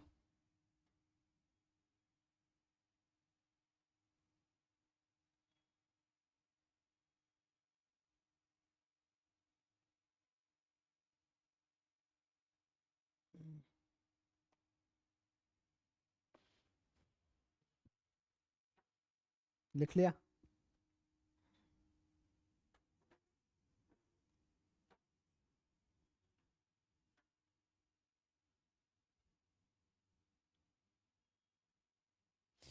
इसे टाइम पास से है। लाइन सुनो क्या है, a thick current carrying cable. Cable जो है वो थिक है, मतलब मोटा है ना। लिखने की जरूरत नहीं है मेरे ख्याल से। ठीक, सुन लो। रेडियस दे रखा है कैपिटल आर, करंट दे रखा है I, uniformly distributed across area, मतलब पूरे एरिया में फ्लो हो रहा है ना। Variation of magnetic field due to cable with r, तो वही बी वर्सेस आर का 4 ग्राफ प्लॉट कर दिया है ना। एक बोल रहा है ऐसे है, B versus r, B versus r. दूसरा बोल रहा है ऐसे है, बी वर्सेस आर। तीसरा बोल रहा है ऐसे है, और चौथा बोल रहा है ऐसे है, बी वर्सेस आर। ठीक, कौन सा हो जाएगा, थर्ड वाला हो जाएगा। 1 2 3 ऐसे बोल सकते हैं कि नहीं कोई। कब का है, 21 का है। ठीक, एक 19 का पूछा हुआ है, cylindrical conductor of radius r carrying a constant current। cylindrical conductor radius r, current कितना रह रहा है, कांस्टेंट करंट। तो चांस है कि भाई ये क्या हो, सॉलिड का ज्यादा चांस है। The plot of magnetic field with distance from the centre correctly represented by, और ग्राफ कुछ ऐसा दे रखा है एक, ये स्ट्रेट ही ड्रॉ कर दिया है। दूसरा ऐसा दे रखा है, तीसरा ऐसा दे रखा है, चौथा ऐसा दे रखा है। कौन सा हो जाएगा, सिलेंड्रिकल कंडक्टर दे रखा है, सॉलिड या हॉलो, सॉलिड का चांस ज्यादा है मेरे ख्याल से। देख लेते हैं। अब कहीं उतने अच्छे से क्लियरली लिखा भी नहीं है कि तुम्हें सिलेंडर दिखे तो यही मानो, है कि नहीं। तो ज्यादा चांस है कि इसका सॉलिड मान के करेंगे। 15 का दे रखा है, सेकेंड वाला भी। ठीक, चलो ऐसा जेईई मेन में पूछा है 22 में कि भाई लॉन्ग हॉलो कंडक्टिंग सिलेंडर है, सिलेंडर वर्ड यूज किया बट हॉलो भी साथ में यूज किया है ना, रेडियस आर, करंट जो फ्लो हो रहा है सिर्फ सरफेस पे फ्लो रहा है, तब वो सॉलिड भी हो बट सरफेस पे ही फ्लो हो तो क्या मतलब, वो हॉलो ही मानेंगे, है कि नहीं। चूज करेक्ट ऑप्शन, इसी में से कुछ बता सकते हैं तो भाई पहला वाला हो जाएगा, है कि नहीं। एक थोड़ा सा ठीक ठाक लेवल का, अच्छे लेवल का क्वेश्चन पूछा है 21 में, तो इसको करते हैं।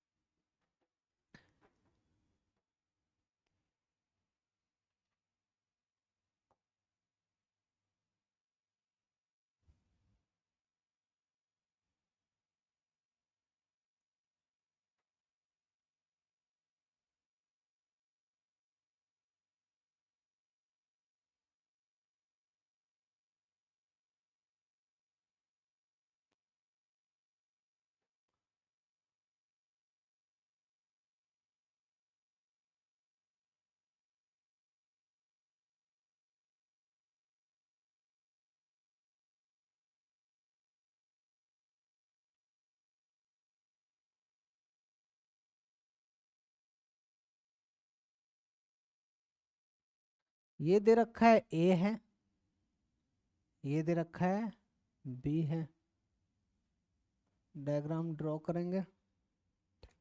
इसको फिगर ए वन बोला है, ए बोला है, इसको फिगर बी बोला है, ठीक।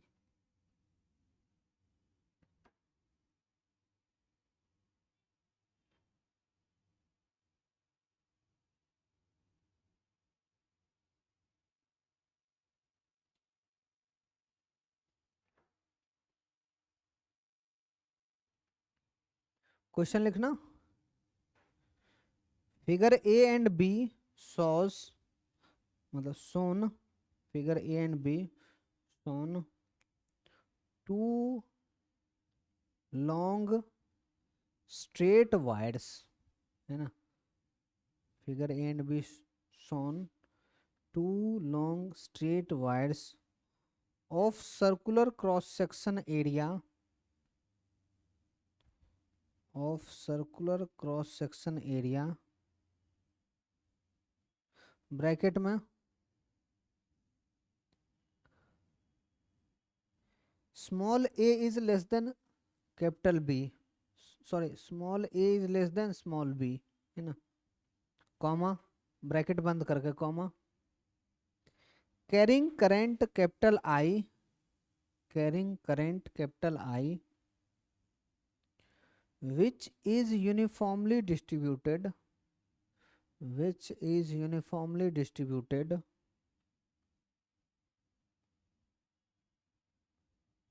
across the cross section, across the cross section, मतलब कौन सा वायर है ये, हॉलो या सॉलिड, सॉलिड है ना, full stop.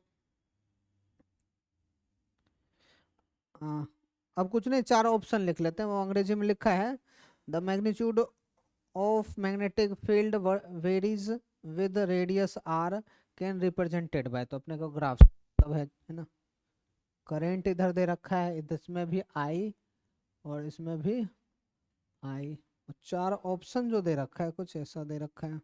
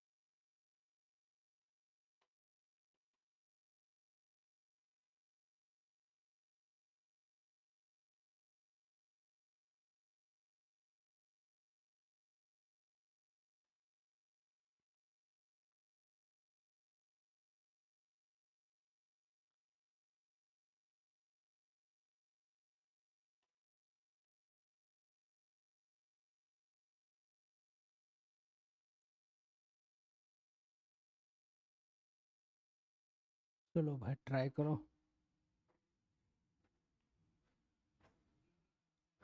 Oh, A B, A B, यहाँ ए, यहाँ दे दिया बी ए। ठीक, 21 का क्वेश्चन है ये शायद, देखते हैं। 2021 का है।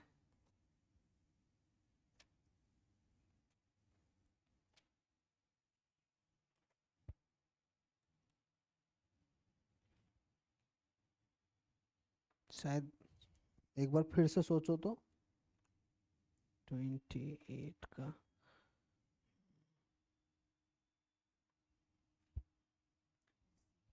है, पता नहीं क्या होगा, बाकी सब भी ट्राई करेंगे। ए बड़ा है या बी, ए बड़ा है या बी क्वेश्चन में, बी।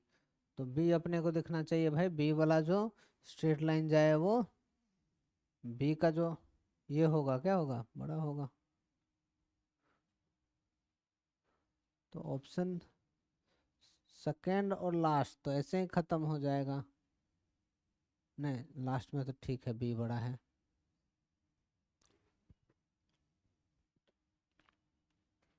फर्स्ट वाले में ए एंड बी का रेडियस दोनों का क्या है, सेम है।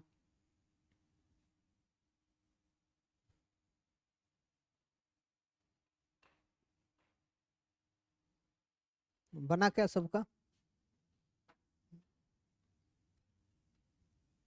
चलो इसमें देखो तो, यहां तक यदि स्ट्रेट लाइन, इसको थोड़ा कर्व ड्रॉ किया, चलो ठीक है मान लेते हैं अपन स्ट्रेट लाइन।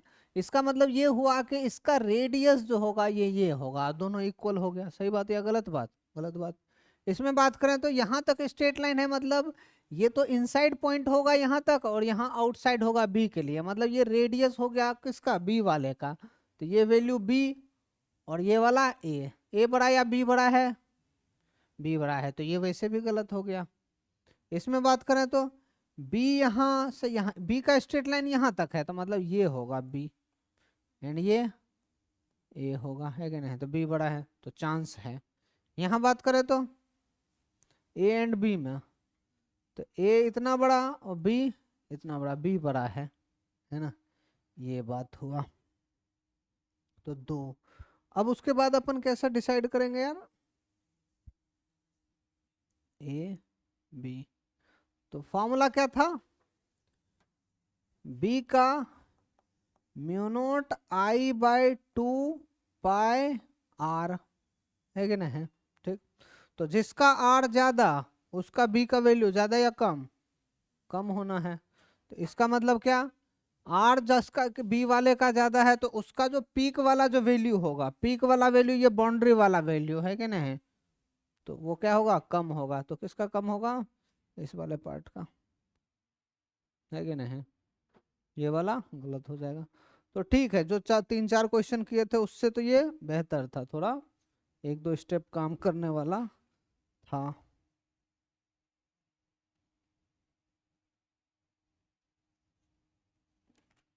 चलो आगे बढ़ते हैं। तो कुछ और रिजल्ट है, उसके डेरिवेशन सब भी है, बट उतना ज्यादा काम करने हैं, कराने की जरूरत है क्या। जैसे टोरॉइड है, सोलेनॉइड है, उसका भी एम्पियर्स लॉ से डेराइव होकर आता है ना, ठीक। तो उतना ज्यादा काम का नहीं है। इनफाइनाइट सीट वाला भी है, नीट में तो खैर काम नहीं आता है, बट बोलोगे तो करा दूंगा। अगला लिखेंगे टोरॉइड,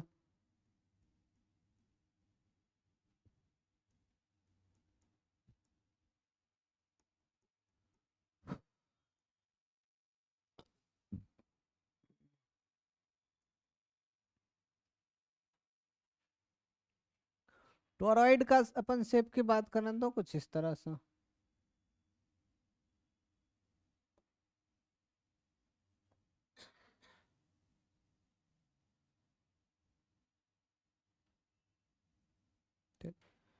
ये हो गया, इस पे वायर इस तरह से, अभी ये ऐसे जाएगा,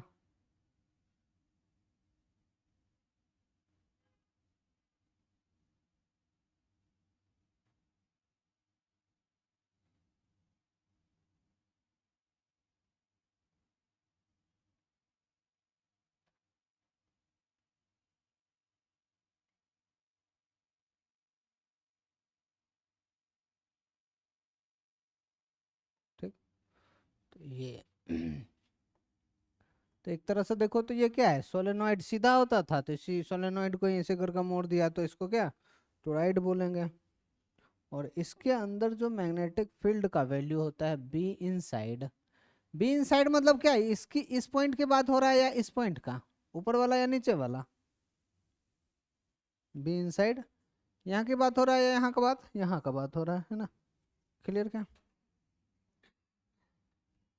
तो आ जाता है कितना, म्यू नॉट इंटू आई इंटू एन, क्या वैसा ही रिजल्ट है क्या?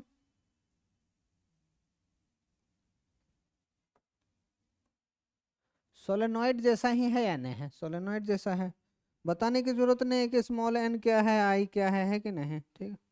और प्रूफ की बिल्कुल जरूरत नहीं है ना, बोर्ड बोर्ड जब ट्वेल्थ में कराते हैं तो बोर्ड के पर्पज से भी करा देते हैं, बाकी ड्रॉपर नीट में तो जरूरत नहीं है ना, कोई जेई वाले तो नहीं हो। हम्म, चलो फिर आगे अपन बोले तो इनफाइनाइट सीट,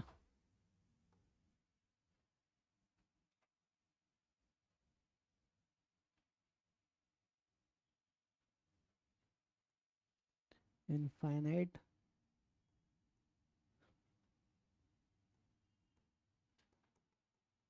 सीट,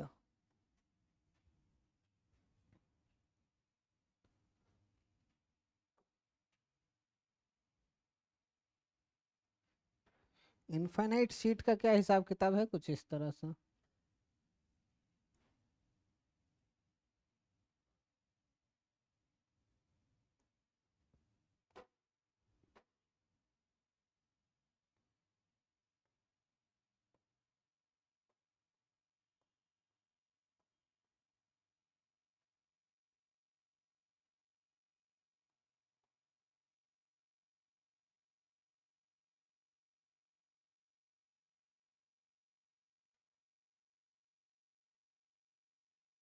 चलो समझ में आया क्या?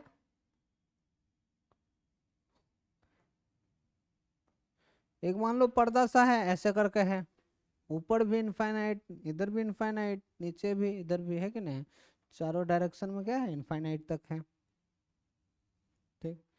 तो इसमें करंट फ्लो जो हो रहा है वो लेमडा दे रखा है, लेमडा क्या है, current flowing per unit length, जैसे मान लो इधर से कुछ ना कुछ करंट आ रहा होगा, नहीं आ रहा होगा, आ रहा होगा, तो 1 मीटर के डिस्टेंस में कितना करंट आ रहा है, आया क्या समझ में? यहाँ से यहाँ तक 1 मीटर होगा ना, 1 मीटर में कुछ ना कुछ तो करंट आएगा ना, आएगा।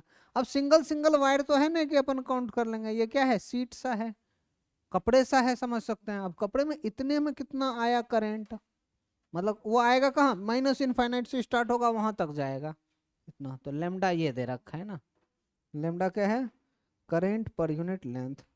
तो इसका किसी भी पॉइंट पे है ना, पी पॉइंट पे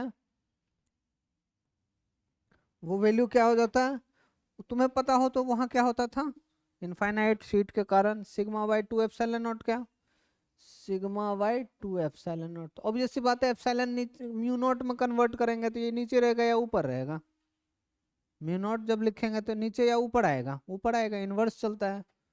तो म्यू नॉट बाई टू, और सिग्मा आएगा या लेमडा, लेमडा आ जाएगा, ठीक। तो ये रिजल्ट ध्यान में रखेंगे। अब बताओ क्या ये डिस्टेंस पे डिपेंड कर रहा है क्या, डिस्टेंस पे डिपेंड कर रहा है क्या, नहीं, मतलब ये कांस्टेंट होगा क्या, कांस्टेंट, ये भी कांस्टेंट होता था। अब पॉइंट फिर से आ रहा है कि हमारे पास एक रुमाल सा ही एक है, पेपर पेपर सा है या कंडक्टर सीट सा, रुमाल इतना बड़ा ही है, क्या वो भी इनफाइनाइट की तरह काम आ सकता है क्या, यस काम आ सकता है, उससे 1 सेंटी, उससे 1 mm दूर या 1 एंगस्ट्रम दूर बात करें तो उसके लिए तो क्या वही बहुत बड़ा हो जाएगा ना, है कि नहीं। हमारे लिए ये दीवार एकदम इनफाइनाइट नहीं लगेगा, पास भी चले जाएंगे, बट कोई वही एक बैक्टीरिया के लिए जो वहां से 10 माइक्रोमीटर या बोले तो नैनो एंगस्ट्रम दूर हो, तो उसके लिए तो वो तो इनफाइनाइट हो जाएगा, है कि नहीं। तो ये बात है। ठीक, तो ये फॉर्मूला हो गया। सोलेनोइड का हमें रिजल्ट पता ही है। ठीक, तो ये एम्पियर सर्कुलर लॉ यहाँ खत्म होता है ना। अब अपन पढ़ेंगे फोर्स के बारे में। फील्ड पूरी तरह से खत्म होता है, बस एक फील्ड रह गया, कौन सा। तो देखो, चार्ज पार्टिकल जब मूव करे किसी v वेलोसिटी से, तो इसके कारण भी एक तरह से फील्ड क्रिएट होगा या नहीं होगा। चार्ज पार्टिकल मूव किया मतलब क्या, करंट फ्लो हुआ थोड़ा सा, है कि नहीं। तो इसके कारण जो रह गया वो फील्ड रह गया। अभी अपन ये नहीं पढ़ेंगे, ये हम बाद में पढ़ेंगे। ठीक, तो अब इसके बाद हम क्या पढ़ेंगे, इसके बाद हम फोर्स की बातें करेंगे। आज स्टार्ट करेंगे अगले क्लास। पढ़ने का हिम्मत है या अगले क्लास कर लें। बोलो रे, कर सकते हैं क्या। कल बोला या कर सकते हैं, कर सकते हैं, कर लेते हैं फिर, क्यों टाइम। तो क्या होगा कि उसका थोड़ा सा पढ़ा पढ़ाया हो जाएगा, एंड इसके क्वेश्चंस पेंडिंग रह जाएगा, तो घर जाके इसके क्वेश्चंस निपटा लेना, है कि नहीं। ठीक,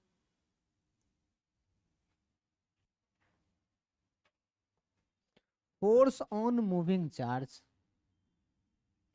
फोर्स ऑन मूविंग चार्ज।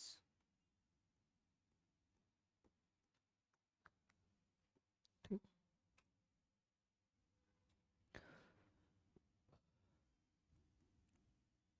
मान लो कि हर जगह फील्ड इस तरह से है, ओके। इनवर्ड है या आउटवर्ड है मैग्नेटिक फील्ड, इनवर्ड है ना। और इस पे यदि कोई चार्ज पार्टिकल ऐसे मूव कर रहा है ना, क्यू चार्ज, मास m, ऐसे v वेलोसिटी इसके पास है, तो इस पे फोर्स लग जाता है बच्चे। कितना लगता है, फोर्स का जो वैल्यू आता है, मैग्नेटिक फोर्स बराबर Q v vector cross b vector. ठीक, ये फोर्स हो जाता है, ऐसे रटेंगे, है ना। कैसे आता है ये सब, तो भाई एक्सपेरिमेंट कर करके, प्रोपोर्शनल ये वो सब कर करके लाया जाता है। ठीक, ठीक, इसमें काम की बात ये है कि use value of q with sign, use value of q with sign. अब देखो तो यहाँ दूसरा आ गया क्रॉस प्रोडक्ट वाला फॉर्मूला, है कि नहीं। ठीक, तो इसमें बताओ किधर फोर्स लगेगा, यदि ये क्यू पॉजिटिव चार्ज है तो फोर्स किधर लगेगा, क्यू वी क्रॉस बी, ऊपर की तरफ लग जाएगा क्या, ऊपर की तरफ लग जाएगा। ठीक, तो ध्यान से देखो तो ये फोर्स क्या है, वेलोसिटी के परपेंडिकुलर है। ठीक, स्पीड बढ़ाएगा या कम करेगा, ये सेम रहेगा, क्योंकि ये मान लो कोई इधर भाग रहा है, तो यदि तुम इधर फोर्स लगाओगे तो स्पीड बढ़ेगा, इधर फोर्स लगाओ तो स्पीड कम होगा, बट इधर लगाओगे तो क्या होगा, डायरेक्शन बदल लेगा।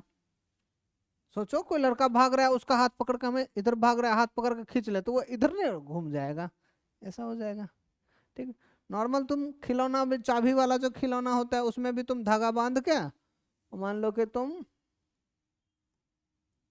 इस खिलौने को यहाँ से स्टार्ट करो, इसके साथ धागा बांध के यहाँ फिक्स कर दो एक किसी चीज से, तो ये बताओ आगे जा पाएगा क्या, नहीं जा पाएगा, वो ऐसे घूमते रह जाएगा। उसका स्पीड इसके कारण नहीं कम होगा, उसके चाबी के कैपेसिटी के कारण कम हो जाए वो अलग बात है कि नहीं। जैसे जैसे यूज होगा तो स्प्रिंग ढीला होगा तो स्पीड कम होगा, है कि नहीं। तो ये क्या कराएगा, ये फोर्स डायरेक्शन।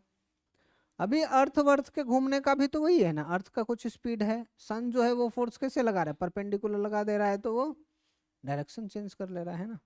ठीक, तो ये कहानी है। तो इसकी बात करें तो डायरेक्शन जो हमें मिलेगा वो कैसे मिलेगा बच्चे, by right hand, right hand thumb rule, है कि नहीं, राइट हैंड थंब रूल से मिल जाएगा, है ना। एक दो अपन टाइम पास यदि करें तो मान लो मैग्नेटिक फील्ड इधर की तरफ है और प्लस चार्ज है और वेलोसिटी इधर है, तो फोर्स किधर लगेगा, अंदर लग जाएगा क्या, क्यू वी क्रॉस बी अंदर। यहाँ माइनस चार्ज है, इधर की तरफ नेगेटिव चार्ज है, इधर की तरफ जा रहा है v वेलोसिटी से, और मैग्नेटिक फील्ड इधर है ना। फोर्स किधर लग जाएगा बच्चे, इसमें जो फोर्स लगेगा वो अंदर की तरफ लगेगा। कोई डाउट क्या बच्चे, तुम्हारा नाम क्या है, प्रियांशु, ओके क्लियर ना ये, क्यू वी क्रॉस बी। अच्छा मैंने ये क्या ड्रॉ किया, ये प्लस साइन है चार्ज का है ना क्यू, और किधर की तरफ फोर्स लगेगा, क्यू वी क्रॉस बी अंदर की तरफ लग जाएगा। इसमें बात करें तो बताओ, फील्ड है इधर, इधर भाग रहा है, प्लस चार्ज है या माइनस चार्ज है, माइनस चार्ज है, तो किधर फोर्स लगेगा, q v cross B. Cross product जो होगा वो बाहर आएगा, बट क्यू के कारण साइन सेम रहेगा या उल्टा हो जाएगा, माइनस क्यू के कारण उल्टा हो जाएगा, है कि नहीं। तो क्या हो जाएगा, फोर्स जो लगेगा क्या अंदर लग जाएगा, क्रॉस प्रोडक्ट आएगा वो बाहर, माइनस क्या करेगा उल्टा कर देगा, तो इस पे जो फोर्स लगेगा वो ऐसा लग जाएगा। मुझे नहीं लग रहा है इसमें किसी को दिक्कत होगा। नॉर्मल क्लास में हम 10-15 क्वेश्चन इस तरह का लेते हैं, 20 क्वेश्चन लेते हैं, 1 2 3 स्लाइड लेके करते हैं, ताकि ऐसा परेशानी ना होए, राइट हैंड वाला क्लियर हो, है ना। अब हमें बताओ कि मान लो क्लास में है सब कंफर्टेबल है, तो अब टाइम पास ज़्यादा हम क्यों करेंगे, है कि नहीं, ठीक। तो ये रहा, तो डायरेक्शन हमें पता चल गया कि इस फोर्स का डायरेक्शन कैसे आएगा, है कि नहीं। मैग्नीट्यूड की बात करें तो मैग्नीट्यूड हमें कैसे मिलेगा,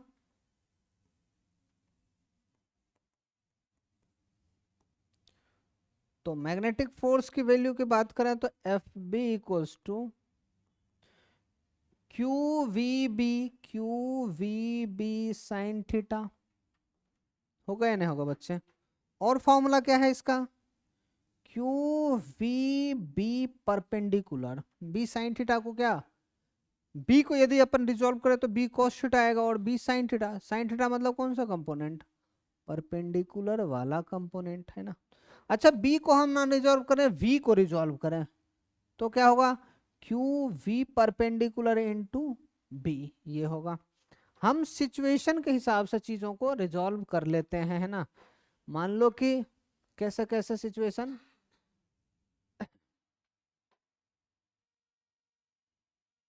अब मान लो सिचुएशन कुछ ऐसा है,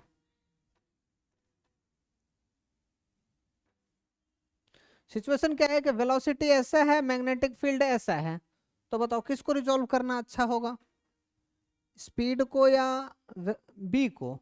बी को रिजॉल्व करना आसान होगा, तो एक ये कंपोनेंट एक ये कंपोनेंट, तो हम यहाँ कौन सा यूज करेंगे बच्चे, ये वाला यूज करेंगे, है कि नहीं, कोई डाउट। अब सोचो कुछ इस तरह से हो कि वेलोसिटी ऐसा हो, मैग्नेटिक फील्ड ऐसा हो, अब किसको रिजॉल्व करेंगे, वी को करेंगे। एक कंपोनेंट ये, दूसरा कंपोनेंट ये, हमें किस कंपोनेंट से लेना देना है, परपेंडिकुलर वाले से, है कि नहीं, ठीक।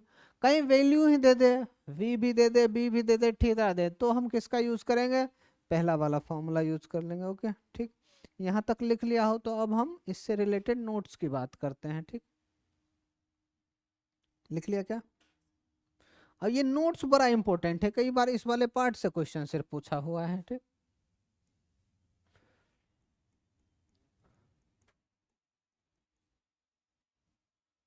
तो नोट में पहला नोट ये है बच्चे,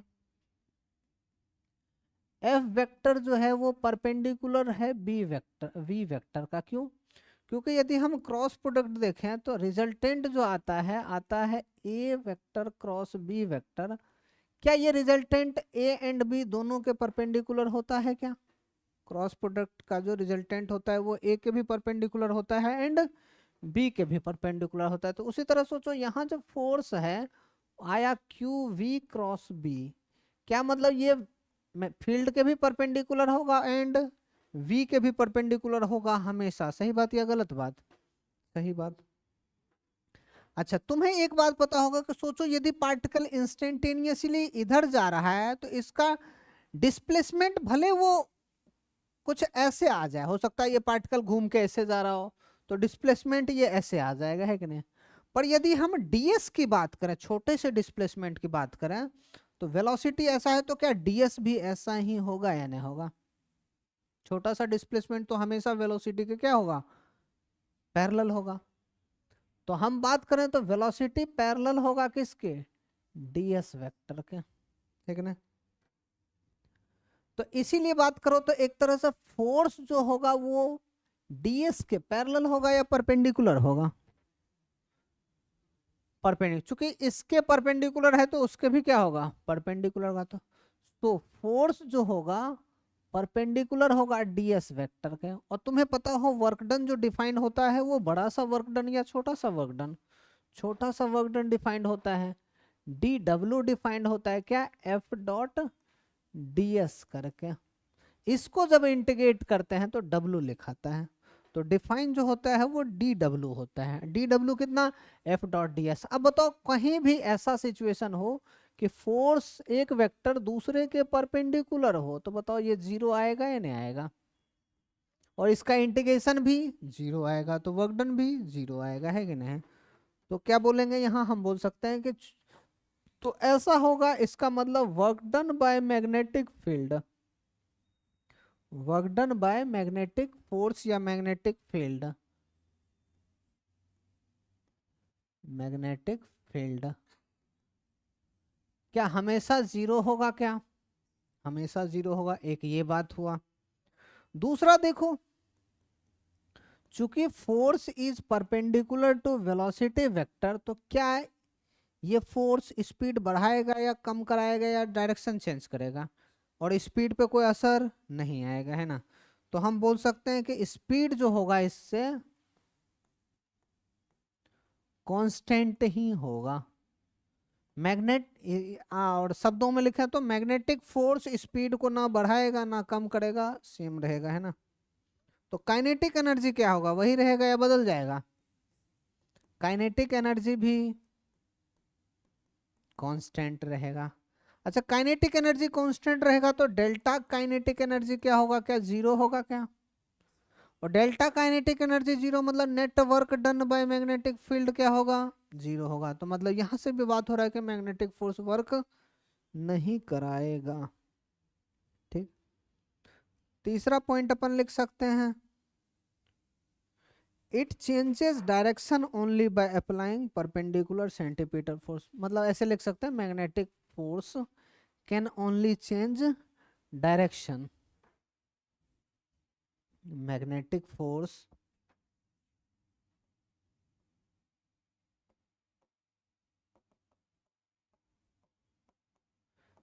can only change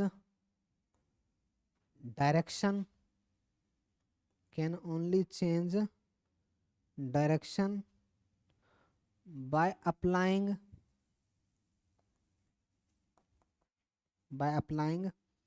perpendicular force, और परपेंडिकुलर फोर्स जो डायरेक्शन चेंज करने वाला होता है ना उसको सेंटीपीटल नाम देंगे, है ना, कह सकते हैं सेंट्रीपीटल, ठीक। अब अपना यहाँ स्टार्ट होगा motion of charge particle in magnetic field. तो motion of charge particle in electric field थोड़ा बहुत हुआ होगा, बहुत ज़्यादा नहीं, यहाँ कई सारे होगा, ट्वेल्थ में भी थोड़ा बहुत तुमने पढ़ा होगा, तो एक बार वहाँ से रिकैप मार के आओगे तो चीज़ें और थोड़ा फास्ट चलेगा, है ना, ठीक। आज के क्लास में इतना ही रखते हैं, ठीक। और पढ़ना है क्या, ठीक। इस पे अगला क्या होगा, क्वेश्चंस होगा, ओके, ठीक। मिलते हैं बच्चे अगले क्लास, जा सकते हो।